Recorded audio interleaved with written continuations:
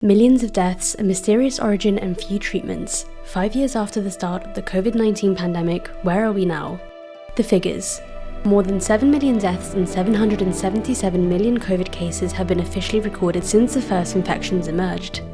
In reality, the World Health Organization estimates that the virus killed at least 20 million people, but it's difficult to get a precise figure due to different reporting practices around the world.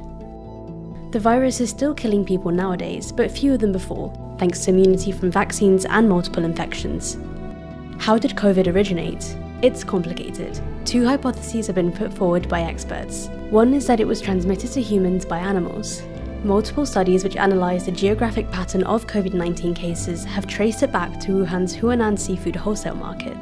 The second hypothesis is a lab leak in China. The city of Wuhan, where the earliest cases emerged, is home to a virology institute, which is a major hub for coronavirus research. 1 year before the outbreak, Wuhan labs proposed research on viruses similar to COVID-19. The lack of evidence means this debate is still unsolved. What's the threat today?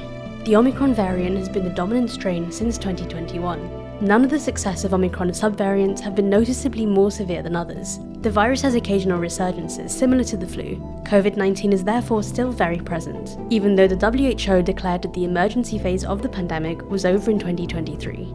How can we fight COVID? There are not many treatments for the Omicron variant. A couple of antiviral drugs and a monoclonal antibody are now recommended. The main protection is still the messenger RNA vaccine, which was first rolled out in the pandemic.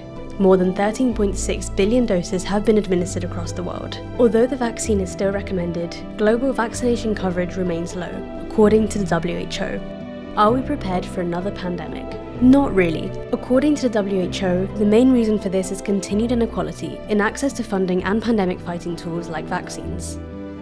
But an effort has been made since 2020, particularly in terms of international cooperation. For example, the World Bank created a pandemic fund, and an mRNA technology transfer hub was set up in South Africa.